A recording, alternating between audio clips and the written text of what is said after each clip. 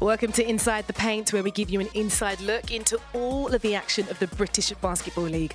I'm Jeanette Kwakye, and before we get going, make sure that you like, share, and if you haven't already, subscribe to the channel so you don't miss any of the action. And this Friday, we were treated to 2 games, one of which saw the London Lions travel to Sheffield to take on the Sharks in the new Cannon Medical Arena. Let's take a look at what happened. Sheffield came out fighting in the first minutes of the game, scoring 7 points before the Lions made a field goal. And London did what they do best. They picked up the pace in the second quarter, outscoring the Sharks by 10 points and finished the half, leading 52-34. Sheffield started to pull back in the third quarter with Parker Stewart scoring some much-needed threes, but it wasn't enough to shut out the Lions, where the entire team continued to contribute to their lead. And London finished strong, having picked apart Sheffield's famous defence and secured the win with a final score of 92-76, with Connor Morgan taking home Player of the Game. Well, on Thursday night, the Bristol Flyers travelled up north to battle it out with the Manchester Giants. Josh Bett and Jordan Taylor called that game. Who came out on top? Well, thank you very much, Jeanette. And what a game it was between the Bristol Flyers and the Manchester Giants. I mean, JT, emotion, energy has been the case for the Manchester Giants, but, you know, composure is more the thing for the Bristol Flyers. Yeah, absolutely, and that's not something that came easy to the Flyers. Easy, you know, a couple weeks ago, you know, we mentioned how they would look out of sorts at time, and to John Lucas and Tevin Ollison, they were attacking the rim. Keedy Johnson, they were running guys over, turning the ball over. But tonight, all 3 of those guys had outstanding games, played under control, played with good pace, got in the paint, made good decisions, and you could see it through their performance, their field goal percentage, and everything else. I mean, Brian Simone has got a very talented team. Jamel Anderson is obviously going to be has the keys to the bus. He is their bus driver, no doubt. But it's just about finding the cohesive network of these players. Once they all get on the same page and have the right synergy, this could be a very competitive team in the British Basketball League. Yeah, and you get to see it throughout the game. That's the crazy part. And I would imagine both the encouraging thing for Coach Simone and the frustrating thing. You see the spurts. You see Nick Lewis getting steals, picking up the ball. Jalen Harris, Mason Bercier, harassing guys on defense. And then you see when they move the ball and they make shots. The shot making is outstanding that they have. It's just a matter of doing that not once, not twice, 3, 4, 5, 6 times. And that's generally the measure of greatness, is consistency. Final question I'm going to ask about the Giants. You bring William Lee and Ledger Burden back to this team. Can they improve the situation to make it more substantial? Listen, when you bring guys like that into the fold, Ledger Burden is a monster. He's a handful for anybody at a lot of different levels.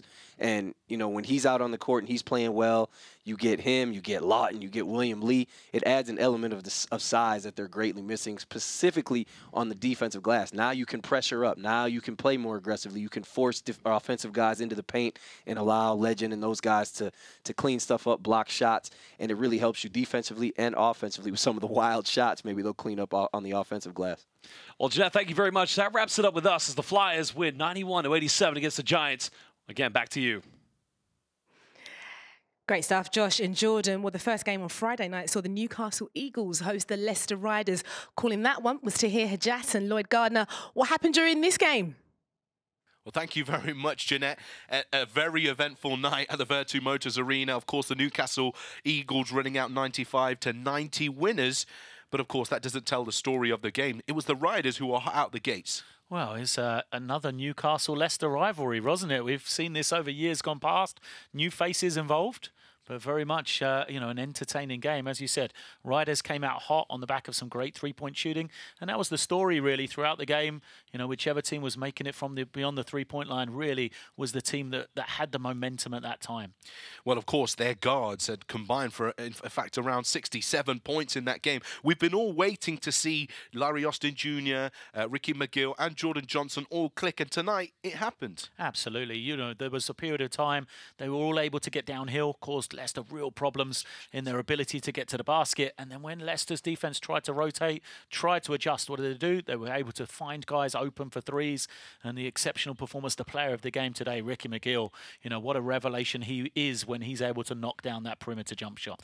But of course, there was an ugly side to this game. We saw a couple of ejections.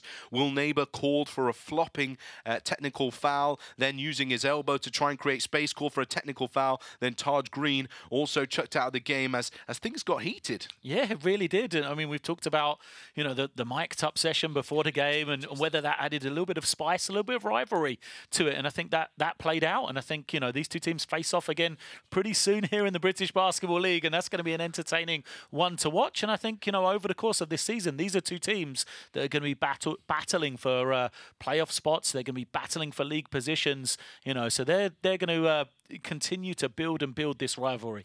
Well, the rivalry continues, but now let's take that game out your head, Lloyd. Let's throw it away, and let's take a look at your match that's coming up. You're taking on the Manchester Giants, who are an incredibly, as we could describe, hot-handed team when they want to be. Yeah, a team that's, you know, who's got some weapons, some guys that we're going to have to try and slow down. Obviously, they're going to come with some momentum. Got a win last week, played pretty well this week as well. You know, for sure for us, the emphasis got to be on that transition defense. They're a team that loves to get out into the open floor. They're exceptional when they do that. Guys like Evan Walsh, guys like Jamel Anderson, you know, can cause you real problems. And for us, we're trying to find that consistency of play. You know, at certain games, we feel like we've played a pretty good defensive game, but then, you know, the offensive side hasn't been there for us. So it's about finding a real two-way game against a tough Manchester team. Well, there you have it, Coach Lloyd Garner's thoughts there ahead of his matchup between Surrey and Manchester Giants. But thank you very much, Jeanette. It's back to you in the studio. Tahir, Lloyd, thank you. We're going to chat Surrey and Manchester in a moment, but we have to talk about what happened at the Newcastle-Leicester game. Ovie, it got heated, you know, and tell us what you think. Did they make the right call in terms of ejecting both Taj and Will? I think this is going to be sort of a discussion that might crop up in different senses throughout the season. I feel like the refs are going to have to get used to more physical, faster players coming to the league, because that's what we want. And with that comes a high level of, you know, competitive emotions. So I feel like them gauging, you know, when to scale it back and when to sort of jump in. I feel like they might have jumped the gun a little bit in ejecting two of the guys, because those are two huge pieces that can completely changes the flow of the game. So yeah, I'm not too sure about that. And in terms of what happened just with Newcastle, the fact that they actually won the game, D'Lo, it goes to show, well, it didn't affect them that much, but it's still impactful. It's a credit to the guys, staying composed, staying calm when something like that happens, especially losing two key guys. But it just lit a fire under them. They're a resilient group, and they used that to their advantage, and they were able to use it against Leicester. Brilliant stuff. Well, let us know what you think. Drop us a comment in the box below. Did they handle that the right way? On Saturday night, we have two games in store for you. Starting off with the Surrey Scorchers hosting the Manchester Giants. Manchester, one of the teams the Scorchers beat last season. Is this the opportunity now for the Scorchers to get their first win of the season, Ovie? I think it's just a matter of time, you know, because they've shown flashes of cohesiveness, of trying to do what Coach Lloyd wants them to do. But they haven't quite been able to put it together for 40 minutes yet. And Manchester, I feel like, are in a similar position. But if there's a team that I think that they can sort of steal one from at this point in the season, I think Manchester's the team. Well, can they get points on the board? The second game on Saturday is a rematch between the Bristol Flyers and the Newcastle Eagles. Now, last time these teams faced off, the Eagles walked away with the win. But since then, they've been on a losing streak with 4 losses in a row. We have our former Eagle, of course, Drew Lasker with us. And Drew, do you think Newcastle will be able to turn this losing streak around? Well, I've talked about the Newcastle Eagles' struggles, but on Monday night they showed some promise in London, and then obviously picking up a huge win against the Leicester Riders, sprinkled in with a little drama. So the question is can they carry this momentum forward? But they're going to Bristol on a back-to-back where teams are 0-3 on the season. In regards to the Bristol Flyers, they're kicking off at all cylinders so far, kicking butts and taking names, and they're not going to want to lose twice in a row to the Eagles at SGS Arena. So I see it hard with the Eagles traveling so far down south, so I'm taking the Bristol Flyers in this one. Well, Bristol are a very physical team, though. How should Newcastle approach this game, Drew? Well, they're just going to have to approach it of how they approached the last 2 games, and that's playing with energy and effort. And if they can get their offense going, which they've shown that they have been as of recently, then we'll see what happens. But they got to go in there, they got to play with confidence, knowing that they got a roster that's built for games like this, and so we'll see what happens. Brilliant. Drew, thank you as ever. Thank you so much. But on Sunday, a triple header in store for you. 3 games, starting off with the Caledonia Gladiators hosting the Sheffield Sharks. Now, last time they faced off, Caledonia suffered a devastating defeat, losing 78-96. Ovie, are we going to see a different result this time round, do you think? Well, you know, they just played those guys last week, so, you know, it's a chance for them to sort of get their licks back. The energy is going to be high. They wouldn't have forgotten that loss, and I'm sure the coach is going to use that as a tool to motivate his players. So I expect them to come out ready to play.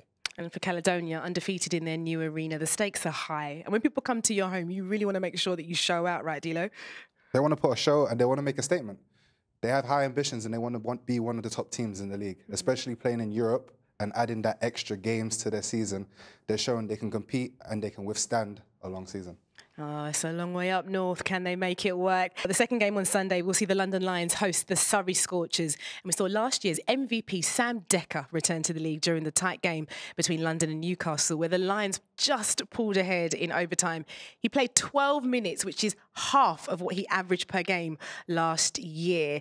Former London Lion, Azania Stewart, when do you think we will see more of Sam Decker? We didn't see him play against Sheffield. You know, he was on the bench, but we did see him play in the Euro Cup win. He had 17 huge points. And I just think he's coming off that injury slowly but surely, but he's coming into full strength, Dan. Yeah, that's one of the things, isn't it? You want to ease him back in because he had a big operation in the summer, and you don't want to overburden him right now. This might be a good game to give him a few more minutes against the Scorchers. They're obviously rotating the lineup right now. Yeah, you know, a lot of players in and out. The Scorchers, for me, are struggling. They haven't found their first win, where the London Lions are mighty. They're 9-0, feeling good, and they have this rotation of guys stepping up. So hopefully Sam can just find his way in that game. Oh, sorry, on a back-to-back as well. It's going to be a difficult one for them on the road. Back to you in the studio, Jeanette. Thank you very much, Dan, Azania. And to finish out this round 6 of the season, the Plymouth City Patriots will travel to take on the Cheshire Phoenix. And Dilo, I mean, Coach Paul James, he's done a great job. 499 league wins. He's been on that for 3 weeks, though. You know, he's desperate for that 500 win. When's he going to get it? Well, he's hoping he's getting it this weekend. However, you never know with basketball. He's a prestigious coach. I mean, to be close to 500 wins is crazy.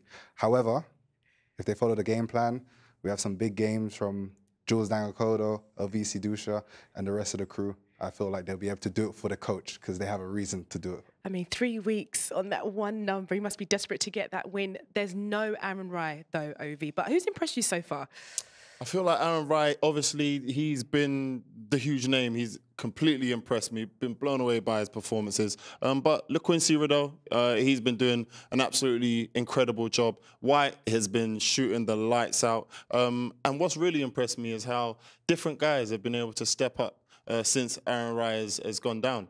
And I think that has almost been like a blessing in disguise because now when he comes back into the fold, you've got other guys that have got more confidence. They've been able to have more minutes. And I think they'll be a formidable force down the stretch. See. That is exciting for Cheshire to look forward to. But that's all from us. I'd like you to drop a comment below on who you think has got the game of the week. And make sure you subscribe to the channel so you don't miss any of the unbeatable action from the British Basketball League. Thanks for watching.